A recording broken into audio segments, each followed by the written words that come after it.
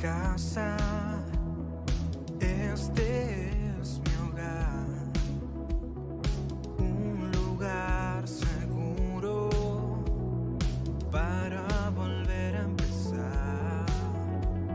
Somos Bethesda, somos familia, un lugar de restauración para volver al primer amor.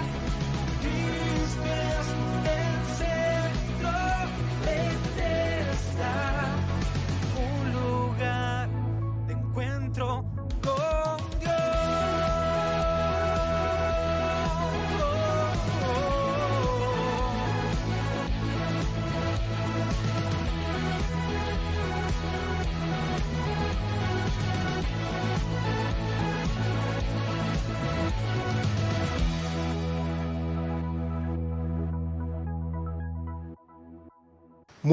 Muy buenas tardes, que el Señor les bendiga a cada uno de ustedes.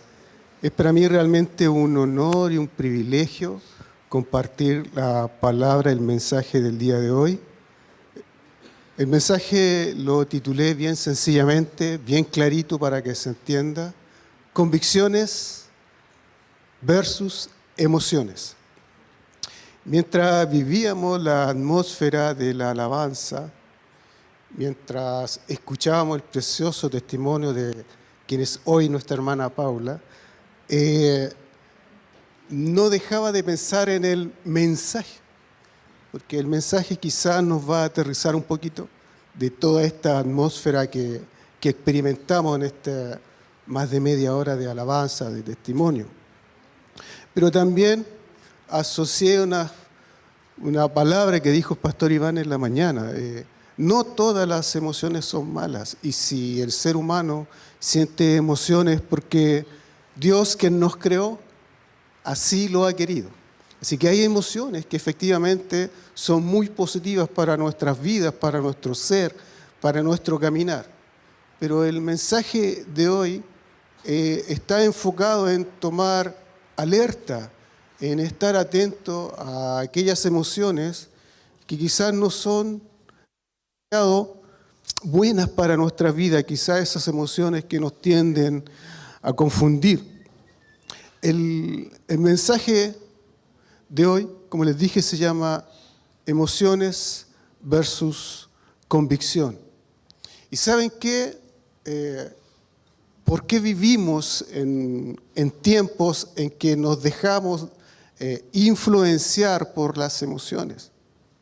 ¿Por qué? No sé si usted se ha dado cuenta, se ha podido observar, hay hermanos nuestros que vacilan, que son cambiantes, que un día están con todo con el Señor y en otras ocasiones están apagados, no quieren nada con Dios. ¿Por qué hay tanta fluctuación en ellos? Yo he llegado a la conclusión esa, que se mueven, que su día a día o su relación con Dios es producto de una emoción y no de una convicción. Entonces, me hice esa pregunta: ¿por qué tenemos cristianos de esa forma? ¿Por qué tenemos cristianos que son así de vacilantes? Y pensé en la sociedad. Y efectivamente estamos inmersos en una sociedad en la que estamos siendo bombardeados, en la que nuestras emociones están siendo exacerbadas, en que nos invita a esta sociedad a vivir siempre pendiente de nuestras emociones. Intensifican nuestras emociones.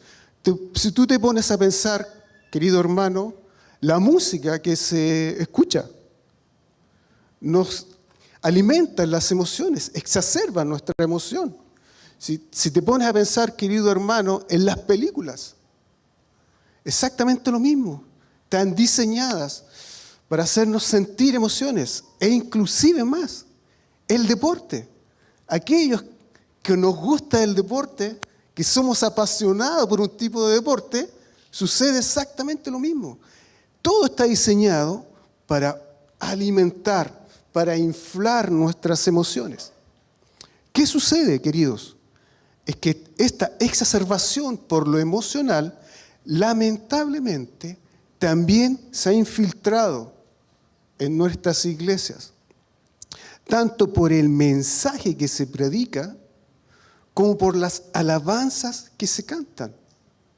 Todo está diseñado en algunas iglesias para alimentar a algún tipo de cristiano en donde exacerban su emoción. Quieren sentirse bien.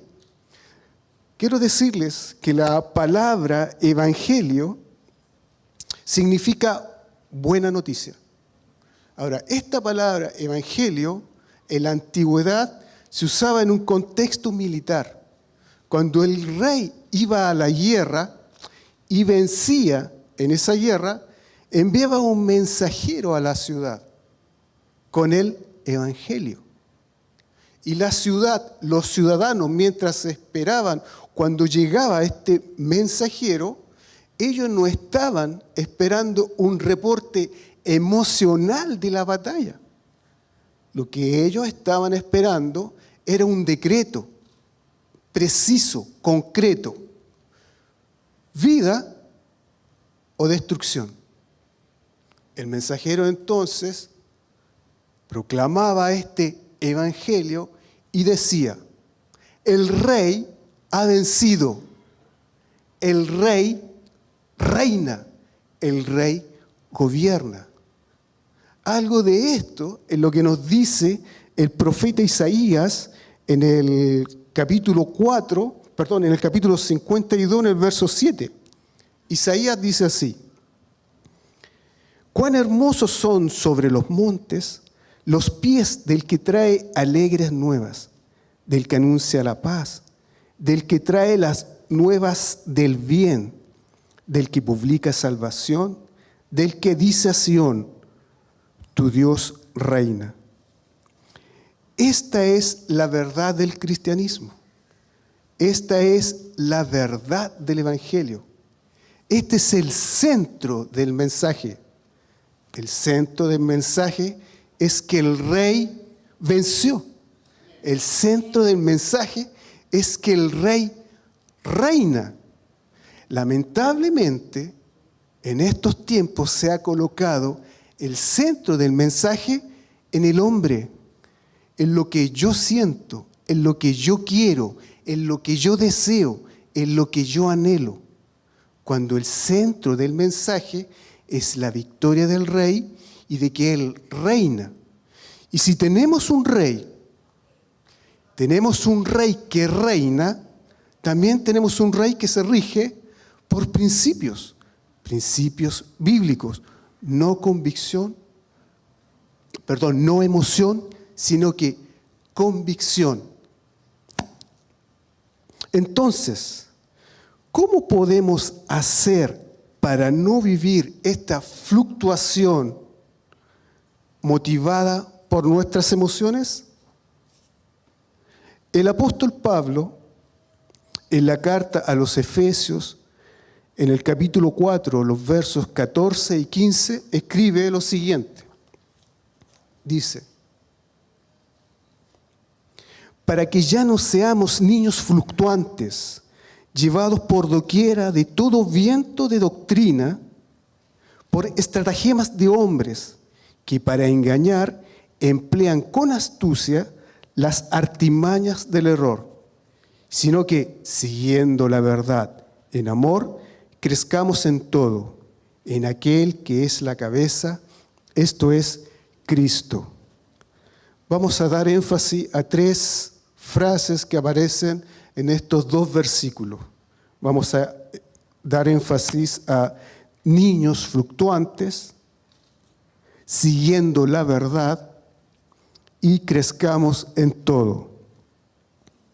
Primer énfasis: para que ya no seamos niños fluctuantes. El consejo del apóstol Pablo efectivamente es: no sean niños, no sean como niños fluctuantes, cambiantes, vacilantes. Los niños están siempre ansiosos, deseosos de diversión, en algún momento quieren ir a la plaza. Van a la plaza, se aburren, entran a la casa, quieren ver televisión, se aburren del televisor, quieren salir a los juegos otra vez. Niños, deseosos de experiencias nuevas, deseosos de entretención. Los niños quieren vivir en un constante estado de diversión, lo cual no está mal, porque son niños, pero nosotros no somos niños. Ese es el consejo del apóstol Pablo. No sean como niños, fluctuantes, cambiantes, vacilantes. Entonces lo que sucede es que al igual que los niños nos hemos convertido en cristianitos que solo quieren gozar de los beneficios de la victoria del Rey. Los beneficios de la victoria del Rey son las buenas nuevas, la paz, el bien. Solo nos sentimos bien, al igual que los niños. Estos cristianitos solo se sienten bien, al igual que los niños, con los beneficios de la victoria del Rey. Solamente cuando se les da algo se sienten bien. Sus emociones están alimentadas. En ese caso sí se sienten. No es lo que Dios quiere. Cristianitos, en el fondo, que se niegan a crecer y quieren seguir siendo niños. Quieren seguir viviendo en un constante estado de diversión. Van detrás de lo que Dios les pueda dar. Insisto, se niegan a crecer. Sí, así es, queridos y amados hermanos. Un evangelio que lo reducen a lo bonito que cantan en el templo, pero que no lo viven en el día a día. Si las alabanzas que cantamos acá no las experimentamos, no las vivimos en nuestro día a día, solo es una canción, no es una alabanza. Si cantamos acá que el Señor Jesús es mi plenitud, que Él es todo, pero en la semana resulta que no es tu plenitud, en la semana no es todo. Hay otras cosas que te llenan más, hay otras cosas que quieres más.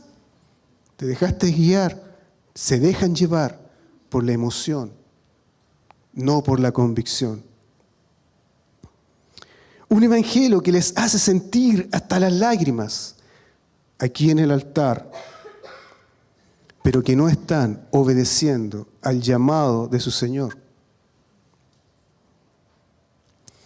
Los evangelios nos relatan el día en que Jesús llegaba a Jerusalén. Una gran multitud, una gran muchedumbre lo aclamaba y le decía: Hosana al Hijo de David. Colocaban ramas de palma a su paso. Algunos inclusive se sacaban los mantos y los colocaban a los pies del pollino que traía en sus lomos a Jesús. Hosana al Hijo de David. Una ebullición emocional había en el ambiente. Me pregunto por qué la muchedumbre, por qué Jerusalén recibía así al Señor Jesús. Días antes, Jesús había hecho quizás uno de los más grandes milagros. Había resucitado a Lázaro. Por eso la muchedumbre, por eso la ciudad, por eso Jerusalén recibía como un profeta a este Jesús de Nazaret. Pero resulta que a la semana siguiente, Jesús estando de pie al lado de Poncio Pilato, esa misma muchedumbre, ese mismo pueblo que lo aclamó como profeta, esa misma muchedumbre gritó: crucifícalo, crucifícalo. ¿Qué sucedió? La ebullición emocional vivida una semana atrás se empezó a apagar.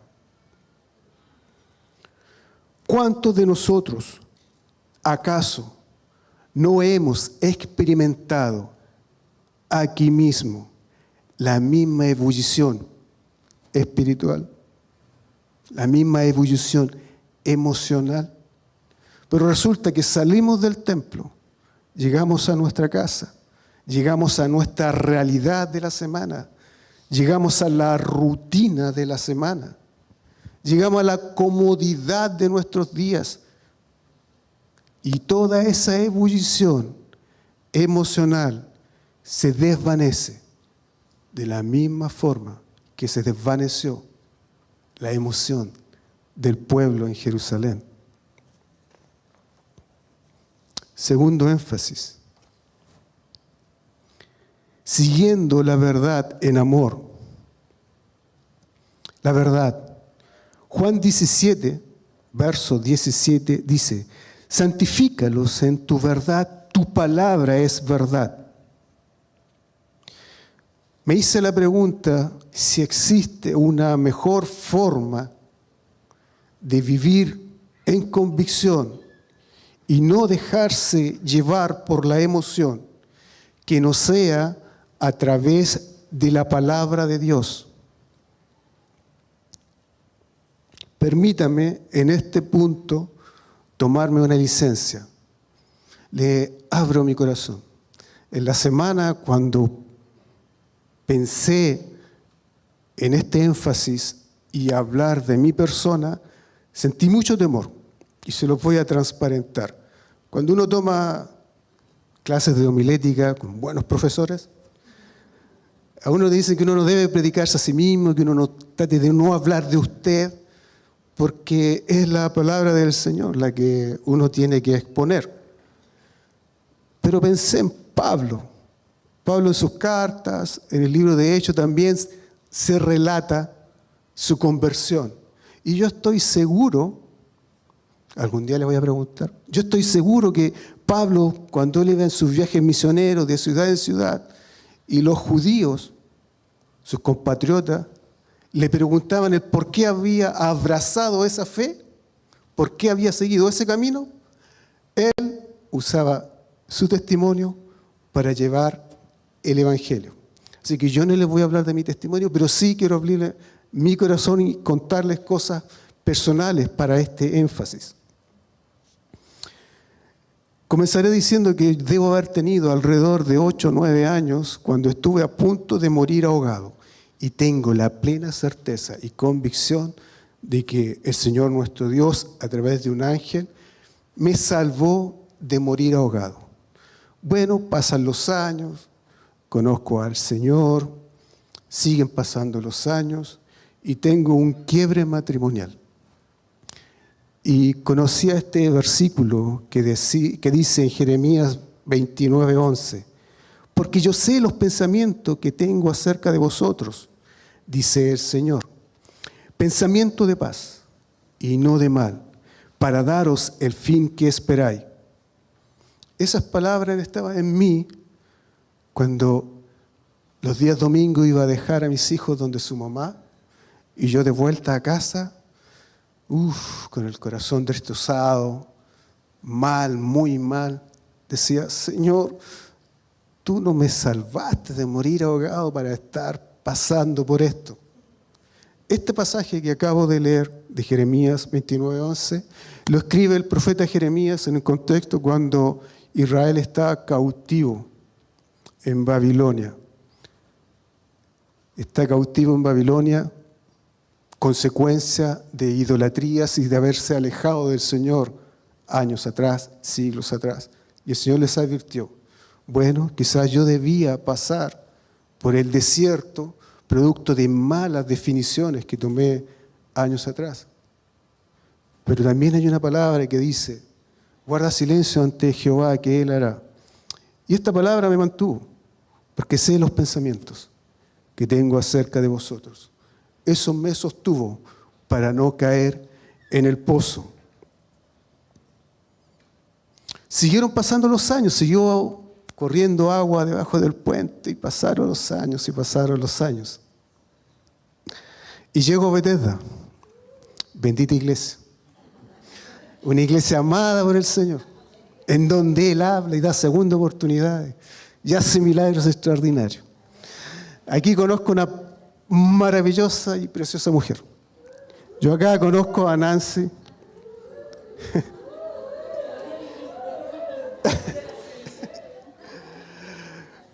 Nancy, me pasan cosas contigo. Yo quiero conocerte, quiero que tú me conozcas a mí. Ok. Empezamos a pololear. Después del pololeo se transformó en noviazgo. Y bueno, usted sabe, la sociedad moderna para ambos hubiese sido muy sencillo irnos a vivir juntos. Porque nosotros estábamos separados, no estábamos divorciados. Y los trámites de divorcio, que las lucas, hay que casarse, hay que hacer una fiesta, no había nada. ¿Sabes qué? Mejor vivamos juntos. Pero hay una palabra, no podíamos. Hay una palabra que está en Hebreos 13:14, dice, atención chiquillos, atención, honroso sea en todos el matrimonio, el lecho sin mancilla, pero a los fornicarios y adúlteros los juzgará Dios. De plano quedó descartado el irse a vivir juntos. De plano, no. Había que casarse. Y había que casarse. A comienzos del 2015, una palabra, un versículo que no había escuchado nunca, lo escucho por primera vez aquí en Bethesda. Es un versículo que está en Job 22:28. También anídelo en su corazón. Dice, determinarás asimismo una cosa y te será firme, y sobre tus caminos resplandecerá luz. Comenzando en 2015 con la que hoy es mi esposa, le dije, este año nos casamos. Tenemos que casarnos. No había divorcio, no había lucas no había nada, pero este año nos casamos. No miento y les digo, queridos hermanos, el divorcio de ella y mi divorcio salió por un tobogán. Dios quería que nos casáramos. Yo también. Salió todo. No gastamos ni uno en nuestros divorcios.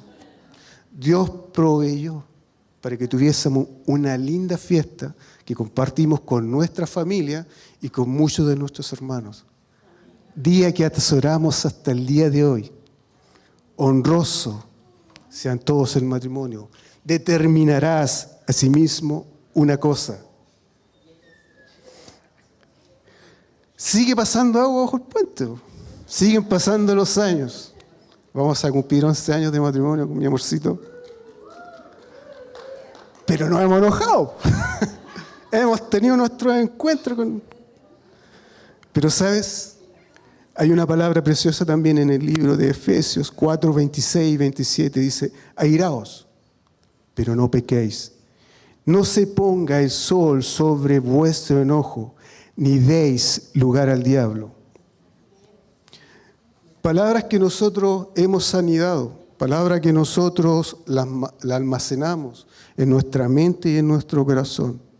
Nos perdonamos mutuamente. Naturalmente ella me perdona mucho más a mí que yo a ella, porque yo la embarro harto más que ella. Y así es.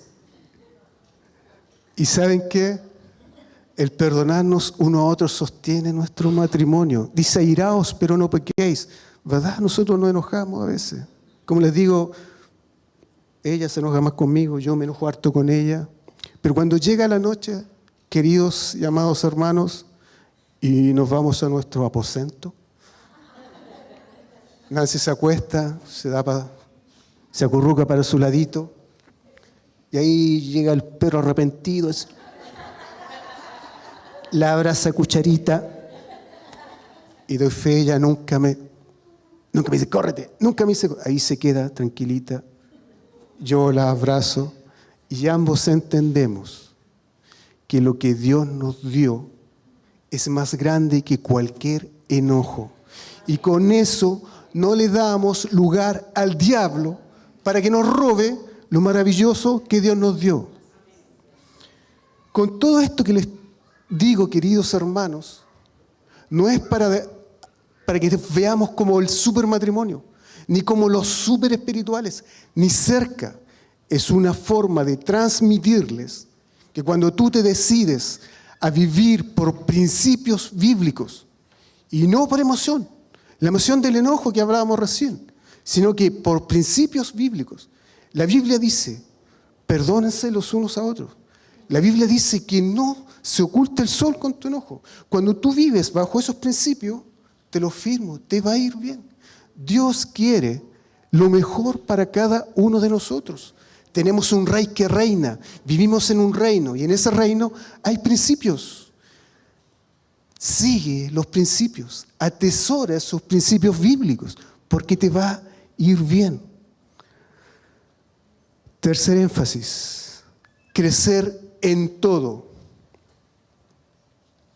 Crecer en todo significa que debemos estar dispuestos a obedecer la voluntad de Dios, tal como el Señor Jesús en el huerto de Getsemaní obedeció a la voluntad del Padre. No se haga mi voluntad, dijo el Señor Jesús, sino la tuya. De igual forma, crecer en todo significa que debemos obedecer la voluntad del Señor.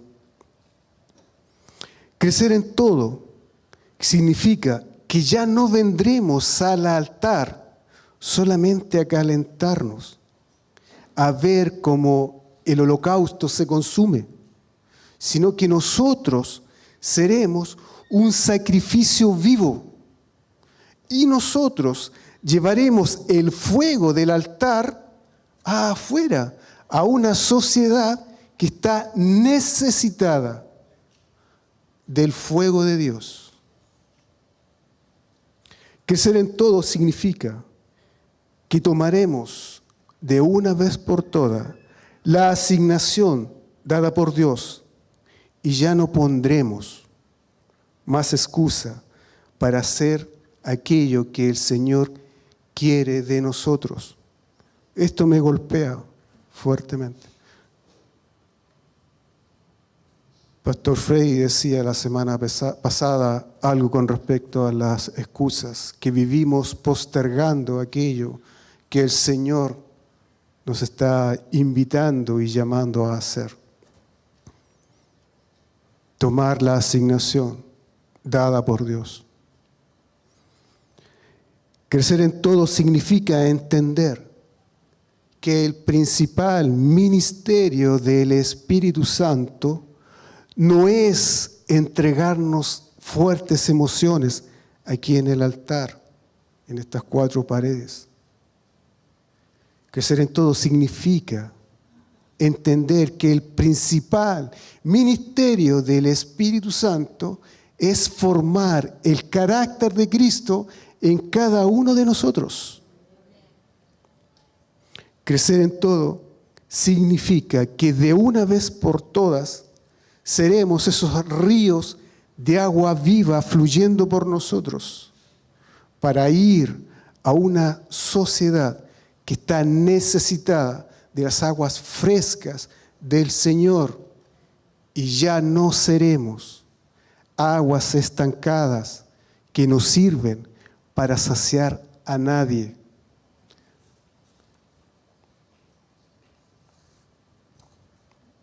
¿Saben? Los relatos de los evangelios nos presentan una confrontación entre Jesús y el grupo de los fariseos. Y esta confrontación es porque Jesús les confrontó su legalismo. Pero también los evangelios nos relatan, nos cuentan de 2 distinguidos fariseos, Nicodemo, José de Arimatea, ambos miembros del Sanedrín, ambos destacados miembros del Sanedrín. La emoción primaria de Nicodemo fue el temor. Es por eso que se relata en el Evangelio que lo va a ver de noche. La emoción primaria de José de Arimatea también fue el temor. Por eso los evangelios relatan que él era creyente en Jesús, pero en secreto.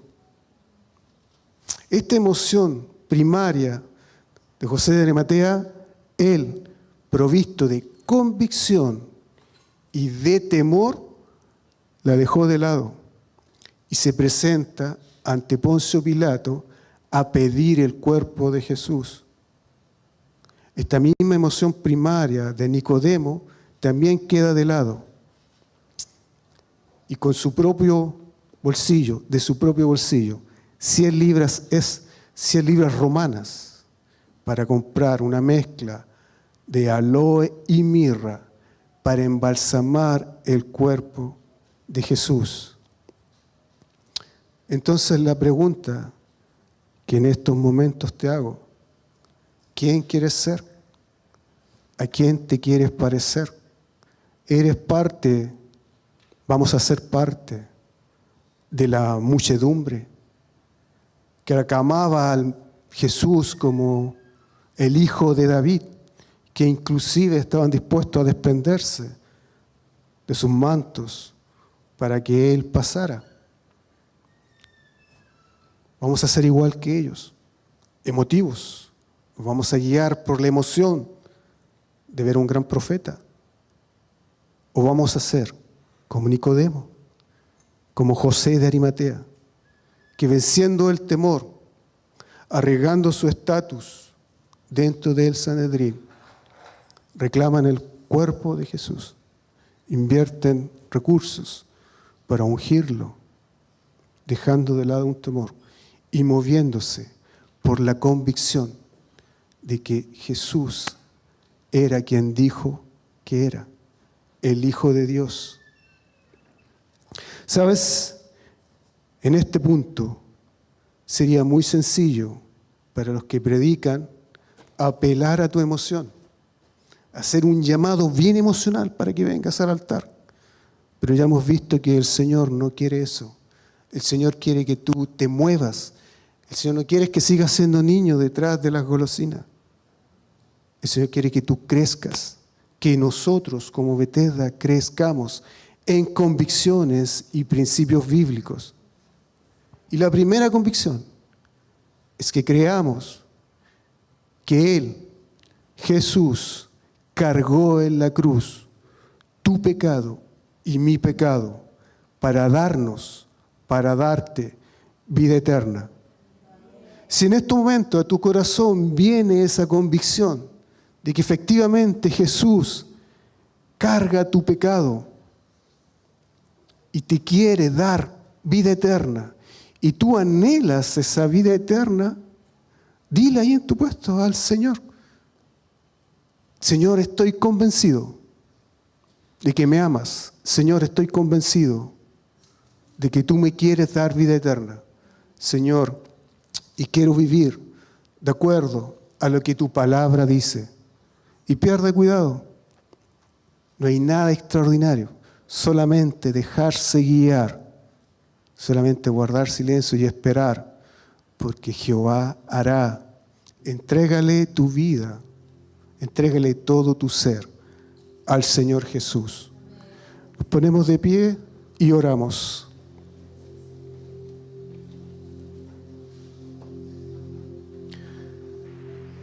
Señor, yo te alabo, Señor. Yo te alabo por cómo tú haces cada cosa, Señor. Y te alabo, Señor, porque tú eres un rey que ha vencido. Tú eres un rey que reina. Y tú eres un rey que nos ha dejado principios para que podamos vivir por ellos. Oro, Padre, en el nombre de tu Hijo Jesús, para que esta tu iglesia, estos mis hermanos, día a día nosotros crezcamos en obediencia a tu palabra.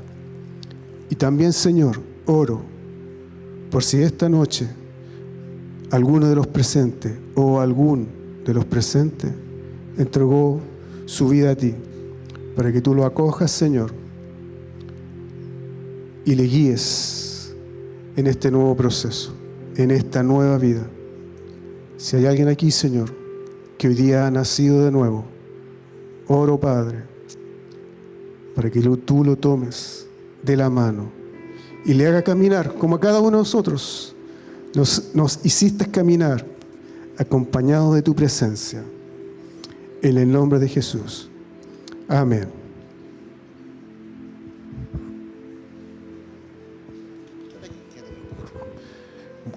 Recibimos la palabra del Señor, ¿no? Amén. Y obviamente el desafío para esta semana es no negar nuestras emociones porque somos personas que tienen emociones, sino vivir en función de las convicciones que emanan de la palabra del Señor. Tómate a alguien que está cerca tuyo, dale un abrazo y le lo siguiente: que el Señor te bendiga y te guarde, que haga su rostro resplandecer sobre ti, que ponga en ti paz. Señor, gracias por la iglesia que estás levantando en este tiempo, una iglesia que es llamada a caminar en salud. Que tu palabra, Señor, sea nuestra guía, sea nuestro sustento y sea aquella que nos guíe en cada paso de la vida. Que podamos crecer en toda verdad, en el amor, en la santificación, también en lo que tú quieres hacer con nuestras vidas. Gracias, Padre. Bendigo a cada uno de los hermanos en este lugar y oramos en el nombre de Jesús para que esta sea una semana llena de tu plenitud. Gracias, Padre, en el nombre de Jesús. Amén y amén.